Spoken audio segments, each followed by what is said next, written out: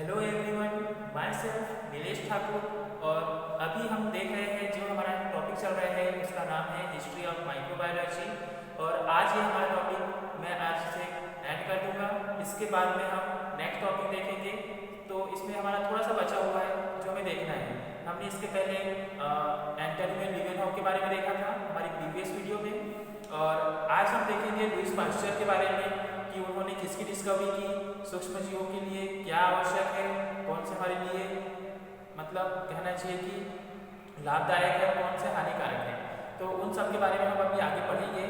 लेकिन अभी हम देखेंगे लुईस पास्चर के बारे में कि उन्होंने किसकी डिस्कवरी की है। तो ठीक है, स्टार्ट करते हैं। सबसे पहले हमारा है लुईस पास्चर। लुईस पास्चर 1822 से 1895 या 1822 से 1895 ये लुईस पास्चर का है। The father of modern microbiology, the father of modern microbiology, the father of modern. Modern का हिंदी मीनिंग निकलेगा आधुनिक, मतलब कि कहना चाहिए कि आधुनिक युग का जनक। माइक्रोबायोलॉजी का आधुनिक युग का जनक किसे कहा जाता है? लुईस पास्चर को कहा जाता है। ठीक है, the father of modern microbiology. Microbiology के आधुनिक के जनक कौन है? लुईस पास्चर है। मॉडर्न युग के बाद मैं मॉडर्न युग की बात कर रहा हूँ। ठीक है, सबसे पहले माइक्रोबायोलॉजी के जनक कौन है? एंटनी वेन लीवेनहॉफ है। ये हमेशा याद रखना, father of microbiology Antony van Leeuwenhoek है। बट ये कौन है? The father of modern microbiology. ये आधुनिक युग के माइक्रोबायोलॉजी के जनक कहे जाते हैं। अब इन्होंने क्या किया है देखो, ऑब्जर्व दैट फर्मेंटेशन। अब यहां आ रहा है फर्मेंटेशन। फर्मेंटेशन क्या है? ये एक लैटिन वर्ड है। ठीक है, फर्मेंटेशन क्या है? लैटिन वर्ड है जिसका हिंदी मीनिंग होता है किण्वन।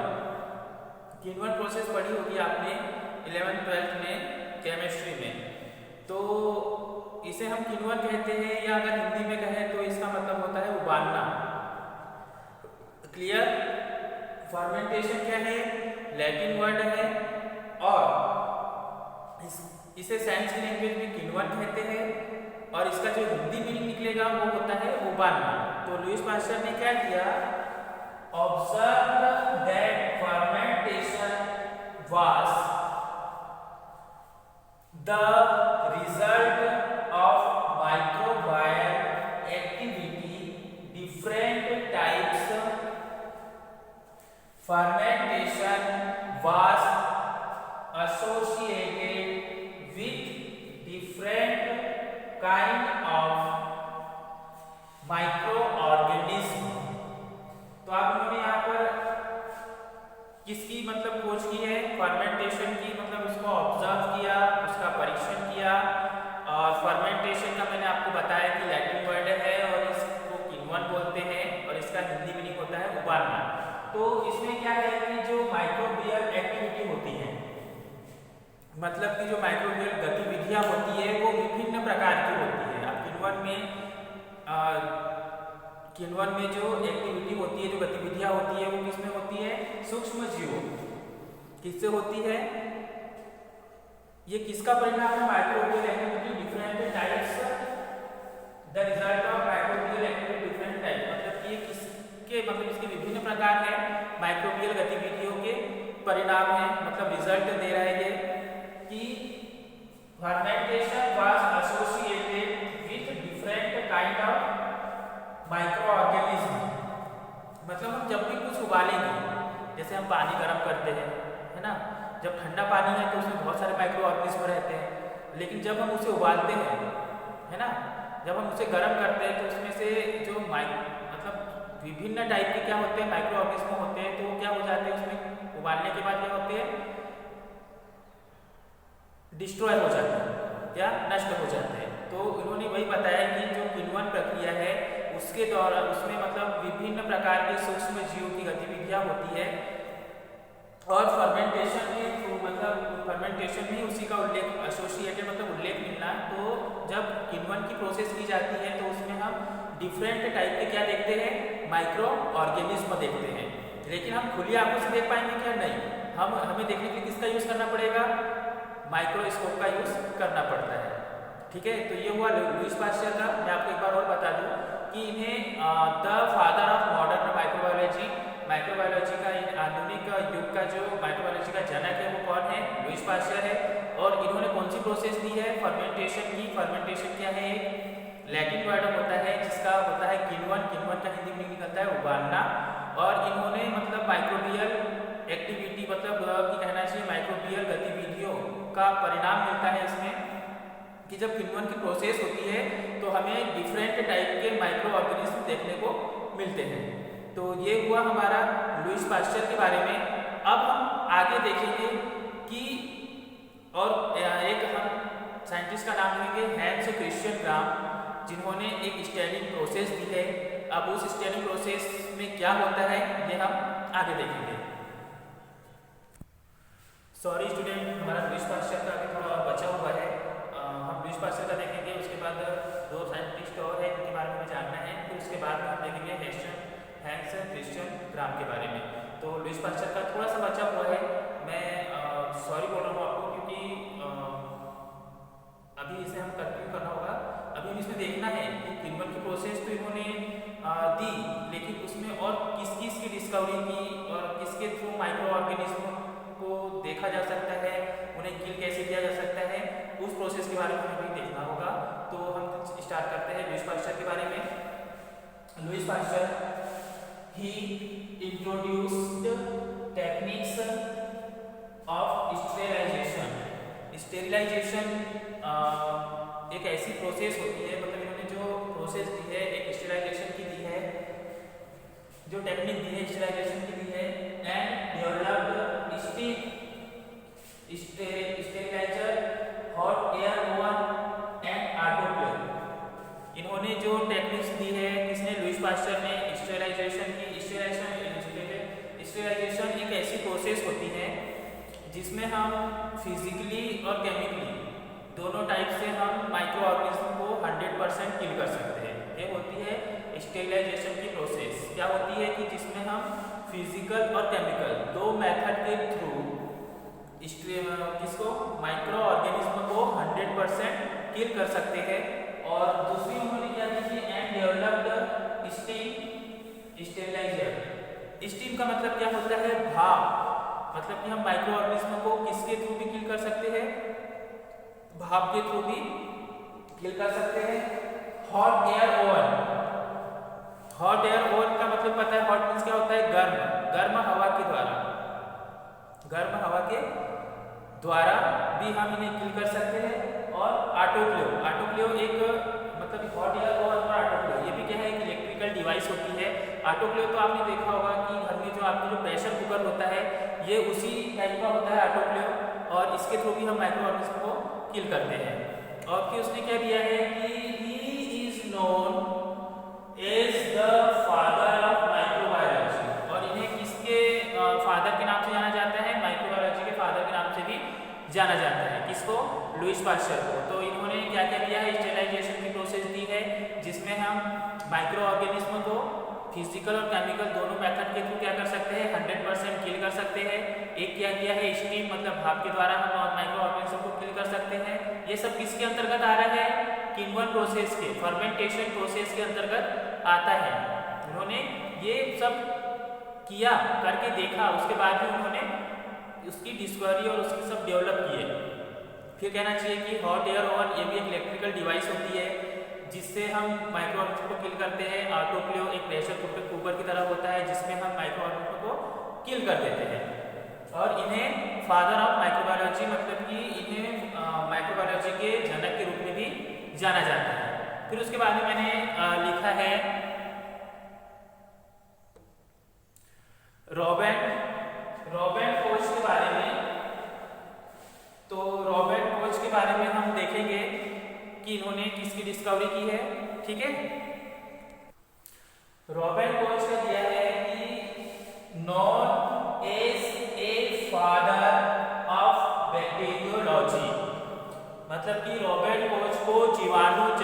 के फादर के रूप में भी जाना जाता है या जनक के रूप में भी जाना जाता है। इसके पहले हमने क्या देखा था कि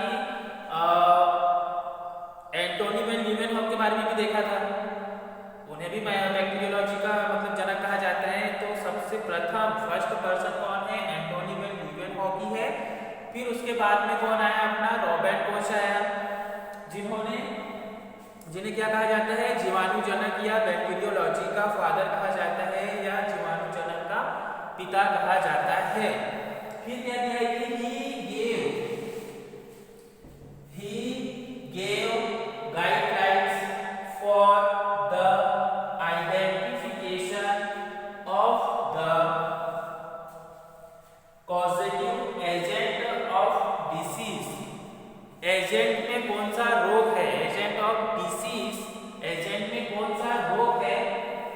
तो उसकी पहचान के लिए, आइडेंटिफिकेशन मतलब पहचानना, तो उस एजेंट को कौन सी डिसीज है उसका आइडेंटिफिकेशन, उसकी आइडेंटिफिकेशन के लिए गाइडलाइंस। गाइडलाइंस का मतलब तो पता ही है क्या होता है? दिशा निर्देश। तो एजेंट को कौन सी डिसीज है उसका आइडेंटिफिकेशन, मतलब उसकी आइडेंटिफिकेशन के लिए जो गाइडलाइंस दी है वो किसने दी है? रॉबर्ट कोच ने दी है। ठीक है, गाइडलाइंस मतलब दिशा निर्देश, आइडेंटिफिकेशन मीन्स होता है पहचान करना। एजेंट ऑफ डिसीज, डिसीज का होता है रोग, तो मतलब कहना चाहिए जो एजेंट है, जो पेशेंट है, मान लो कि आपके सपोज आपके पास कोई पेशेंट आया, तो आपको उसे क्या करना है? उसकी आइडेंटिफिकेशन करना है। तो उसके लिए भी कुछ गाइडलाइंस होती है कि हमें इसका चेकअप किस टाइप से करना है ना? तो वही गाइडलाइंस किसने दी है? रॉबर्ट कोच ने दी है कि अगर एजेंट को कोई डिसीज है तो उसका हमें आइडेंटिफिकेशन करना है। तो उस संबंध में उन्होंने क्या दी है? एक गाइडलाइंस दी है। ठीक है, ये हुआ रॉबर्ट कोच के बारे में। इन्हें बैक्टीरियोलॉजी का फादर भी कहा जाता है और इन्होंने एजेंट को कौन सी डिसीज है उसकी आइडेंटिफिकेशन के बारे में क्या दी है? गाइडलाइंस दी है या दिशा निर्देश दिए हैं। ठीक है, अब हम देखेंगे जो साइंटिस्ट है उनका नाम है जोसेफ लिस्टर। 1854 में इन्होंने क्या किया है अब वो देखेंगे हम। known as father of antiseptic surgery, ठीक है, known as father of antiseptic surgery। तो जो जोसेफ लिस्टर है इन्हें known as the father of antiseptic surgery, इन्हें एंटीसेप्टिक सर्जरी के फादर के नाम से जाना जाता है। किसको? जोसेफ लिस्टर को एंटीसेप्टिक सर्जरी, सर्जरी का क्या होता है पता है ना आपको? ऑपरेशन से रिलेटेड है, मतलब ऑपरेशन, सर्जरी का मतलब वही होता है ऑपरेशन। तो इन्हें एंटीसेप्टिक सर्जरी का जनक कहा जाता है, फादर ऑफ एंटीसेप्टिक सर्जरी। किसे कहा जाता है? जोसेफ लिस्टर को। इन्होंने क्या किया? He use carbonic acid spray और wound during operation. During means दौरान, वॉन मीन्स घाव, वॉन मीन्स क्या होता है? घाव। ऑपरेशन, ठीक है, ऑपरेशन के दौरान इन्होंने क्या किया? ऑपरेशन के दौरान घाव, ऑन मीन्स पर, ठीक है, ऑपरेशन के दौरान घाव पर किसका यूज किया? He use carbonic acid spray. Operation के दौरान घाव पर कार्बोनिक एसिड स्प्रे का यूज किया। किसने किया? जोसेफ लिस्टर ने ऑपरेशन के दौरान घाव पर किसका यूज किया? He use carbonic acid spray का यूज किया जोसेफ लिस्टर ने। जैसे एक ऑपरेशन हुआ है तो ऑपरेशन होने के बाद जो उनका घाव रहता है उस घाव पर किसका यूज किया जाता है? कार्बोनिक एसिड का यूज किया जाता है। तो वही यूज सबसे पहले किसने किया? जोसेफ लिस्टर ने ऑपरेशन के दौरान जो घाव होता है उस पर कार्बोनिक एसिड का यूज किया, जोसेफ लिस्टर ने। ठीक है, इतना आगे समझ में क्लियर। अब हम देखेंगे हैंस क्रिश्चियन ग्राम के बारे में कि इन्होंने स्टेनिंग प्रोसेस कैसे दी, इसमें बैक्टीरिया को कैसे स्टेन किया जाता है, वो हम अब आगे देखेंगे। ठीक, अब हम देखेंगे हैंस क्रिश्चियन ग्राम के बारे में कि इन्होंने ग्राम स्टेनिंग की प्रोसेस दी है। इन्होंने ग्राम स्टेनिंग की प्रोसेस दी है, वो प्रोसेस कैसे होती है अब हम आगे देखेंगे। तो हैंस क्रिश्चियन ग्राम ने 1884 में ग्राम स्टेनिंग प्रोसेस दी है। तो देखेंगे हम इसमें describe the process of staining the smell of bacteria. Bacteria का हमें क्या करना है, बैक्टीरिया की स्टेनिंग करना है तो पहले क्या करना पड़ता है, स्मेल बनाना पड़ता है। तो उसी की खोज की या डिस्क्राइब किया, बताया कि बैक्टीरिया को क्या किया जाता है, स्टेन किया जाता है। और जब बैक्टीरिया को स्टेन किया जाता है तो यदि बैक्टीरिया 2 टाइप्स के होते हैं, एक ग्राम पॉजिटिव और एक ग्राम नेगेटिव, है ना। तो यदि मान लो कि अगर आपका ग्राम पॉजिटिव है,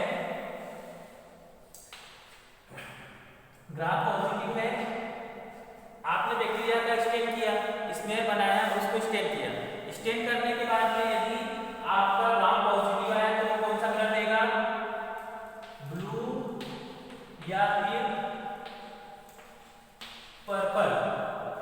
ब्लू या पर्पल कलर यदि आता है तो वो आपका ग्राम पॉजिटिव है। और यदि ग्राम नेगेटिव यदि आया तो वो कौन सा कलर देगा, पिंक का कलर देता है। ग्राम नेगेटिव पिंक कलर देता है और ग्राम पॉजिटिव ब्लू या पर्पल या वायलेट कलर देता है। ठीक है, तो उसी को डिस्क्राइब किसने किया, उसी को डिस्क्राइब या कहना चाहिए उसका वर्णन किसने किया, हैंस क्रिश्चियन ग्राम ने ग्राम स्टेनिंग की प्रोसेस कौन से सन में या कौन सी ईयर में दी है, 1884 या 1884 में ग्राम स्टेनिंग की प्रोसेस का वर्णन किया, जिसमें बैक्टीरिया को क्या किया जाता है, स्टेनिंग किया जाता है। ठीक है, अब हम आगे देखेंगे हैंसेन 1884 डिस्क्राइब्ड लेप्रोसी बैसिलस नीजर। अब इन्होंने 1884 में बैक्टीरिया के साथ में और कौन सी किसकी डिस्कवरी हुई, लेप्रोसी बैसिलस नीजर। बैसिलस बैक्टीरिया की खोज भी 1884 में हुई। बैसिलस कैसे होते हैं, 2 फॉर्म में होते हैं। इनका शेप कैसा होता है, कैप्सूल के जैसा होता है। ये ऐसे जुड़े रहते हैं आपस में, कैप्सूल के जैसे होते हैं बैसिलस बैक्टीरिया। ऐसे होते हैं बैसिलस बैक्टीरिया, कैसे, ये ऐसे 2 फॉर्म में प्लस रहते हैं बैसिलस बैक्टीरिया। ठीक है, कैप्सूल के जैसे इनका शेप होता है। तो इन्हीं का वर्णन कब किया उन्होंने, 1884 में 1884 में किया। किसने, हैंस क्रिश्चियन ग्राम। फिर हम आगे देखेंगे 1879 डिस्क्राइब्ड गोनोकोकस। और साथ में कौन से बैक्टीरिया की भी उन्होंने उसके पहले 1879 में एक और वर्णन किया था, वो था गोनोकोकस बैक्टीरिया। कोकस का क्या मीनिंग निकलेगा, उसका शेप कैसा रहना चाहिए, राउंड शेप, कोन आकार का रहता है, ये ऐसा। तो ये है गोनोकोकस बैक्टीरिया अपना हो गया। ठीक है, गोनोकोकस बैक्टीरिया ये ऐसा होता है, वहां नहीं दिख रहा होगा, मैं यहाँ बना देता हूँ। जी हाँ, ये हो गया गोनोकोकस बैक्टीरिया। तो इसकी डिस्कवरी उन्होंने कब की या उसको डिस्क्राइब कब किया, 1879 में। फिर उसके बाद है ऑक्सटन 1881 डिस्कवर्ड स्टेफाइलोकोकस। अब जो ऑक्सटन है उन्होंने 1881 में किसकी खोज की, स्टेफाइलोकोकस बैक्टीरिया की खोज की। ऑक्सटन ने 1881 में जिस बैक्टीरिया की खोज की उसे बोलते हैं स्टेफाइलोकोकस। स्टेफाइलोकोकस कैसे होते हैं, बंच के रूप में होते हैं। ठीक है, कैसे होते हैं, बंच के रूप में होते हैं। ये ऐसे जुड़े रहते हैं, ऐसे चाबी का एक गुच्छा चांदी का गुच्छा मान लो, या फिर आप अगर ऐसे अंगूर का गुच्छा तो आपने देखा ही होगा, अंगूर का जो गुच्छा रहता है उसी टाइप के होते हैं आपके स्टेफाइलोकोकस बैक्टीरिया। तो उसकी डिस्कवरी किसने की? ऑक्सटन ने 1881 में उसे डिस्कवर किया। ठीक है, फिर है Loeffler and Frosch. Loeffler and Frosch 1898 observed that foot and mouth disease of cattle. Cattle, cattle means होता है मवेशिया या मवेशियों, जो मछली पकड़ते हैं उसे बोलते हैं ना मवेशियों। तो Loeffler and Frosch 1898 observe that foot and mouth disease of cattle. उन्होंने, किसने देखा? लुफलर और फ्रॉस्ट ने 1898 में ऑब्जर्व किया, ठीक है, परीक्षण किया कि जो मवेशिया होते हैं उनके फुट मीन्स क्या होता है? पैर, और एंड माउथ मीन्स क्या होता है? मुंह। तो जो मवेशिया है उनके पैर, मुंह और पैर में वास caused by a microfilter passing virus, मतलब कि उनके हाथ और पैरों में, मुंह और पैर में जो डिसीज हो रही है वो किसके, उसका रीजन क्या है कि माइक्रोफिल्टर पासिंग के कारण कौन सी डिसीज कॉज कर रहा है? कौन डिसीज कॉज कर रहा है? एक माइक्रो ऑर्गेनिज्म है जिसका नाम क्या है? वायरस है। तो वायरस नाम का जो माइक्रो ऑर्गेनिज्म है वो मवेशियों के मुंह और पैर में क्या कॉज कर रहा है? डिसीज कॉज कर रहा है। ये किसने ऑब्जर्व किया, किसने पहचाना? लुफलर एंड फ्रॉस्ट ने। किसने पहचाना? लुफलर एंड फ्रॉस्ट ने 1898 में इसकी पहचान की कि जो कैटल है, जो मवेशी है, उनके फुट एंड माउथ मतलब मुंह और पैर में जो डिसीज है, जो रोग हुआ है, वो किसके? माइक्रो फिल्टर पासिंग या माइक्रोफिल्टर पासिंग के कारण एक माइक्रो ऑर्गेनिज्म है वायरस नाम का, वो इनके हम पैर और मुंह में क्या कॉज कर रहा है? डिसीज कॉज कर रहा है। ये किसने ऑब्जर्व किया? लुफलर और फ्रॉस्ट ने 1881 में। तो ये हमारा हो गया। तो मैंने आपको बताया कि हैंस क्रिश्चियन ग्राम ने ग्राम स्टैनिंग की प्रोसेस दी है 1884 में, और 1884 में ही इन्होंने बेसिलस निजर, और 1879 में इन्होंने गोनोकोकस बैक्टीरिया की भी खोज की या उनका वर्णन किया। फिर ऑक्सटन ने, जो ऑक्सटन नाम के साइंटिस्ट हैं, उन्होंने 1881 में स्टेफाइलोकोकस बैक्टीरिया की खोज की, और उसके बाद में फिर लुफलर और जो फ्रॉस्ट है उन्होंने 1881 में ऑब्जर्व किया कि जो कैटल है उनके फुट और माउथ में जो डिसीज कॉज कर रहा है माइक्रोफिल्टर पासिंग के कारण एक माइक्रो ऑर्गेनिज्म है, जिसे जो वायरस है वो इनके पैर और मुंह में क्या कॉज कर रहा है? डिसीज कॉज कर रहा है। ये है हमारा हैंस क्रिश्चियन ग्राम के बारे में। अब हम देखेंगे कि फ्लेमिंग के, अलेक्जेंडर फ्लेमिंग के बारे में, और उसके बाद इलेक्ट्रॉन माइक्रोस्कोप की खोज किसने की थी, और उसके बाद हमारा टॉपिक हो जाएगा खत्म। फिर हम नेक्स्ट वीडियो में देखेंगे आगे का टॉपिक। ठीक है, अब हम देखेंगे अलेक्जेंडर फ्लेमिंग के बारे में कि इन्होंने पेनिसिलियम की खोज कैसे की। ठीक है, made the accidental discovery that the fungus Penicillium produces a substance which destroy staphylococci. मैंने आपको इसके पहले बता दिया है कि स्टेफाइलोकोकस क्या होता है? एक अंगूर के गुच्छे के समान होता है। ठीक है, तो स्टेफाइलोकोकाई क्या है? बैक्टीरिया है। तो जो अलेक्जेंडर फ्लेमिंग थे वो एक प्लेट पे कुछ, मतलब उन्होंने बैक्टीरिया का सैंपल रखा हुआ था। तो क्या हुआ कि मेड द एक्सीडेंटल डिस्कवरी, आपको जो एक खुला हुआ पात्र था वो कहीं गए और उन्होंने शायद उस पात्र को बंद करना वो भूल गए, तो वो पात्र खुला ही रह गया। अब जब वो पात्र खुला रह गया तो the made the accidental discovery, accidental मतलब अचानक से, discovery that the fungus Penicillium produces a substance।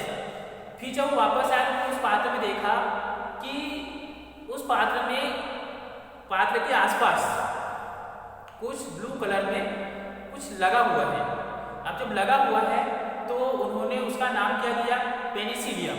फिर क्या देखा उन्होंने कि जो पदार्थ है वो पदार्थ है जो पात्र के आसपास ब्लू कलर में लगे हुए हैं, तो substance which destroy staphylococci.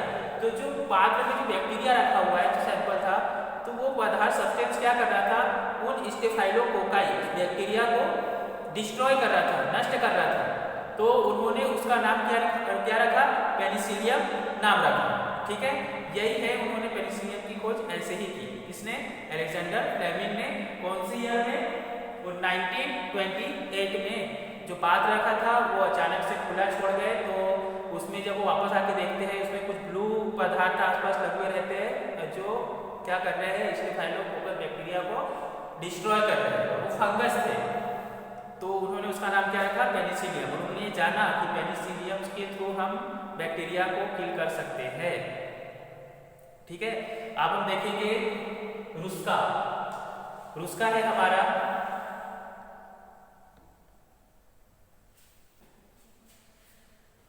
1934 introduced electron microscope. 1934 में रुस्का ने इलेक्ट्रॉन माइक्रोस्कोप के बारे में बताया। अब क्या बताया उन्होंने 1934 में इलेक्ट्रॉन माइक्रोस्कोप के बारे में कि has detailed study of morphology of virus was possible. Morphology मतलब बनावट। तो रुस्का ने क्या बताया कि इलेक्ट्रॉन माइक्रोस्कोप के द्वारा हम वायरस की मॉर्फोलॉजी की स्टडी या उसकी बनावट का अध्ययन कर सकते हैं। किसके थ्रू, इलेक्ट्रॉन माइक्रोस्कोप के थ्रू। ठीक है, किसने बताया, रुस्का ने। और मैंने आपको प्रीवियस वीडियो में बताया भी है कि हम वायरस को सिंपल माइक्रोस्कोप के थ्रू नहीं देख सकते, उन्हें देखने के लिए हमें किसकी आवश्यकता होती है, कंपाउंड माइक्रोस्कोप की आवश्यकता होती है। वायरस को देखने के लिए किसकी आवश्यकता होती है, इलेक्ट्रॉन माइक्रोस्कोप की आवश्यकता होती है। तो रुस्का ने क्या बताया कि हम वायरस की जो मॉर्फोलॉजी है उसकी स्टडी किसमें कर सकते हैं, इलेक्ट्रॉन माइक्रोस्कोप में कर सकते हैं।